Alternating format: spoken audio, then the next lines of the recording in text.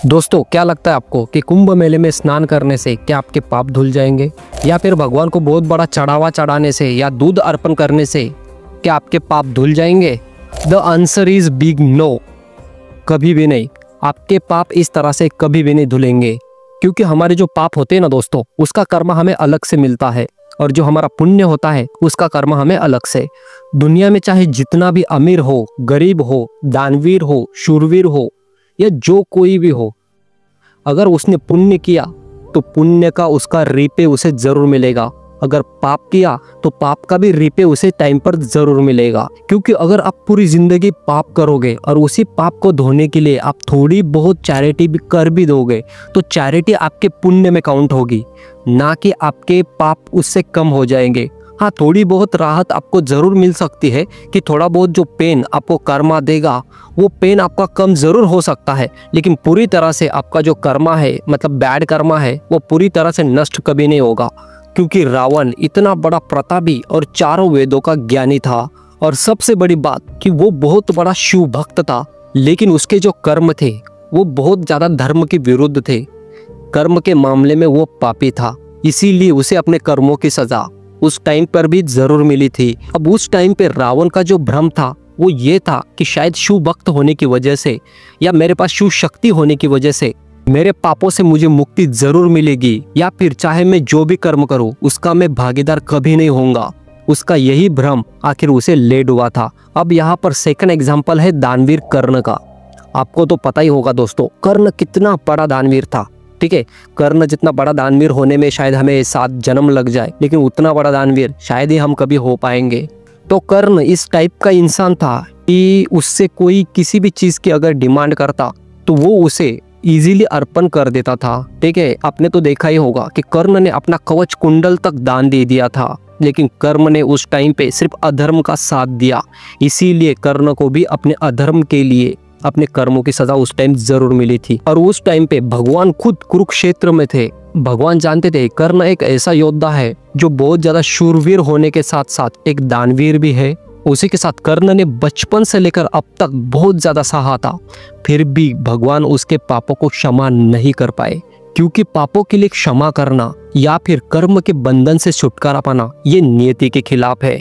अब तीसरा एग्जाम्पल यहाँ पे आता है राजा दशरथ जी का। अब राजा दशरथ जी तो खुद भगवान श्री राम जी के पिता थे, लेकिन आपको तो पता होगा कि एक हिरण समझकर श्रवण कुमार पर उन्होंने तीर चलाया था, और उस वजह से श्रवण कुमार की मृत्यु हुई थी। ठीक है, और उसी समय श्रवण कुमार के जो माता पिता थे, ठीक है, उन्होंने राजा दशरथ जी को श्राप दिया था, और उसी श्राप की वजह से अपने सबसे प्रिय पुत्र से उन्हें बिछड़ना पड़ा था, और अपने पुत्र के अब्सेंस में ही वो मृत्यु को प्राप्त हुए थे। तो दोस्तों, चाहे सतयुग ले लो, द्वापर ले लो, या फिर त्रेता ले लो, ऐसे कई सारे एग्जाम्पल्स हैं जहाँ पे उन लोगों को, चाहे वो जितने भी अच्छे रहे हो, उन्हें अपने पापों से मुक्ति नहीं मिली। तो फिर हम जैसे तुच्छ लोग जो शायद पापों से ही बहुत ज़्यादा भरे हुए हैं, वो छोटी छोटी चीज़ों पे ये कैसे सोच लेते हैं कि शायद मेरे ये करने से मुझे पापों पर मुक्ति मिल जाएगी, या मेरा गंगा में स्नान करने से मुझे पापों पर मुक्ति मिल जाएगी, या फिर मेरे पाप कम हो जाएंगे। क्या आपको लगता है ये पॉसिबल है? मैंने हमेशा देखा है कि जो अमीर लोग होते हैं ना दोस्तों, वो हमेशा क्या करते हैं, ज़्यादातर उनको पता है उनका जो धन होता है वो ज़्यादातर 2 नंबर का होता है, इसलिए वो लोग क्या करते हैं, ज़्यादातर चैरिटी करते हैं, दान धर्म करते हैं।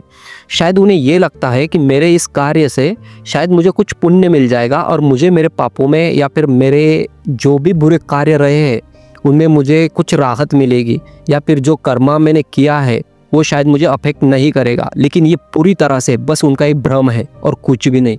उसी के साथ हमने कुछ लोग ऐसे भी देखे हैं जो हमेशा लोगों के साथ बुरा व्यवहार रखते हैं, और बहुत बड़ा कोई चढ़ावा भगवान को अर्पण कर देते हैं, या फिर किसी की मदद कर देते हैं, छोटे बच्चों की, बूढ़ों की, मतलब मेडिकल ट्रीटमेंट वो दे देंगे। ठीक है, ये सब करना बुरी बात नहीं है, बहुत अच्छी बात है। ये अगर वो करेंगे तो शायद उनका पुण्य बढ़ेगा और उन्हें उसका रीपे भी आगे चलकर मिलेगा, लेकिन उनका जो पाप है दोस्तों वो कतई माफ बिल्कुल भी नहीं होगा।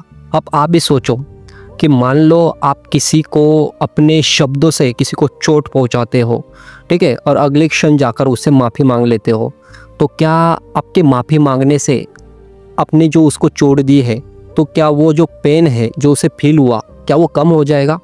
हाँ डेफिनेटली एक हद तक कम जरूर होगा, लेकिन पूरी तरह से बिल्कुल भी नहीं। ठीक है, आपके इस कृत्य से उसके मन पे एक अलग ही प्रभाव पड़ेगा, वो इंसान अंदर से टूट जाएगा। ठीक है, किसी को सिर्फ शब्दों से भी दुख देना ये भी एक तरह का बुरा कर्म ही है। उसके बाद मान लो आप किसी को एक झापड़ लगाते हो और तुरंत ही उस पर मलम लगाते हो, तो आपके मलम लगाने से उस इंसान का जो झापड़ का दर्द है क्या वो कम हो जाएगा? बिल्कुल भी नहीं। एक हद तक उसे राहत जरूर मिलेगी, लेकिन पूरा दर्द बिल्कुल भी कम नहीं होगा। तो बुरे कार्य हमारे लाइफ के वो निशान है जो अच्छाई से बाद में मिट तो जाते हैं, लेकिन उनके दाग हमेशा रहते हैं। तो हमें हमेशा अपने आप पर और अपने कर्मों पर ही ज़्यादातर फोकस करना चाहिए। ठीक है, अगर आपके आज के कर्म अच्छे होंगे तो आपकी अगले आने वाली लाइफ भी अच्छी रहेगी। देखिए दोस्तों, इस चैनल पर मैं ना कर्मा के ऊपर एक अलग से सीरीज लेकर आने वाला हूँ, जहाँ पर मैं रियल लाइफ एग्जाम्पल आपके सामने रखूँगा। और अगर आपका खुद का अगर ऐसा कोई कर्मा है जो आपने फेस किया है, या फिर आपने कोई पास में गलती की थी जिसकी वजह से आपको सफ़र करना पड़ा है, तो आप अपना अनुभव मुझसे शेयर कर सकते हो। ठीक है, मैंने नीचे डिस्क्रिप्शन में मेल दिया है, उस मेल के जरिए आप मुझे अपनी स्टोरी बता सकते हो। और हम यहाँ पे किसी का नाम डिस्क्लोज नहीं करेंगे, आपकी पहचान को हम लोग हमेशा सीक्रेट ही रखेंगे। और इससे होगा ये कि हमारे जो व्यूअर्स है उनको शायद आपके अनुभवों से लाइफ में कुछ सीखने को मिलेगा, शायद वो इंस्पायर होंगे, और जो गलतियाँ आपने की शायद वो लोग वो गलतियाँ नहीं करेंगे।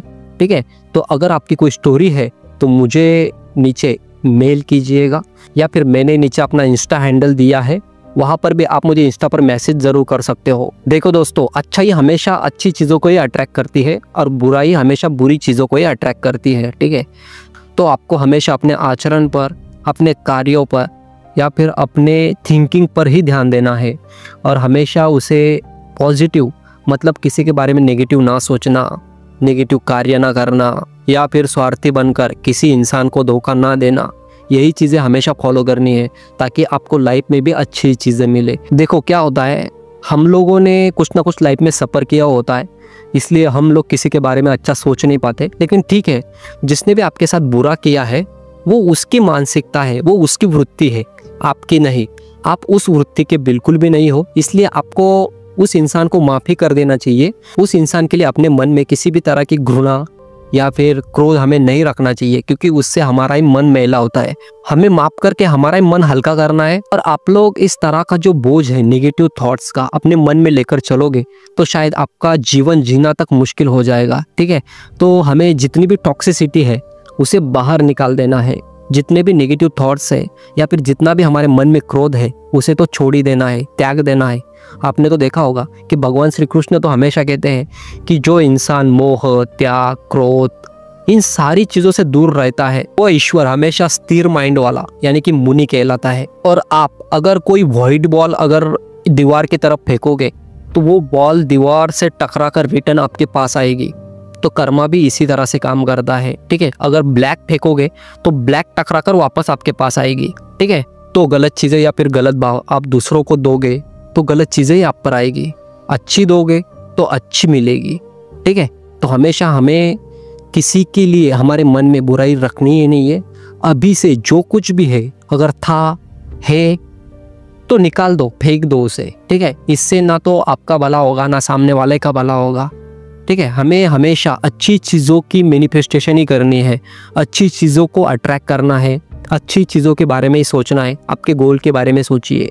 आपके अब तक के लाइफ में जो भी टॉक्सिसिटी रही है, जो भी टॉक्सिक लोग रहे हैं, उनके बारे में ना ज़्यादा सोचते हुए अपने आप को सुधारने पर हमें ध्यान देना है। ठीक है, तो दोस्तों आज की वीडियो में मैं बस आप लोगों को यही समझाना चाहता था कि हमारे जो पाप है वो किसी कार्य से धुलेंगे तो बिल्कुल भी नहीं, लेकिन अच्छे कार्य अगर हम करेंगे तो हमें उसका रिपेमेंट ज़रूर मिलेगा। ठीक है, हमें आगे चलकर कुछ अच्छा हमारे साथ ज़रूर होगा। लेकिन फिर भी अगर आपके पास में आपने ऐसा कुछ किया है जो आपको आज भी खलता है, जिसका पछतावा होता है, तो हाँ, कर्मा से तो आप नहीं बच पाओगे, लेकिन थोड़ी बहुत राहत आपको ज़रूर मिलेगी अगर आप आज से ये डिसीजन लेते हो कि आज से आप किसी का बुरा नहीं सोचोगे, किसी के लिए बुरा नहीं करोगे। ठीक है, और जो भी बुराई आप में आज तक थी या फिर जो भी बुरी चीज़ें आपने आज तक की उसे भगवान को अर्पण कर दीजिएगा। और आज से ही, अभी से ही अपनी एक न्यू जीवन के लिए अपनी कहानी शुरू कीजिएगा।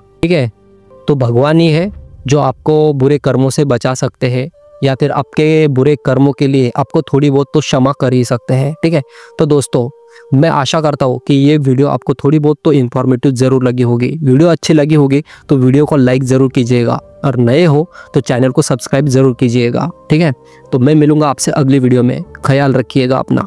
धन्यवाद।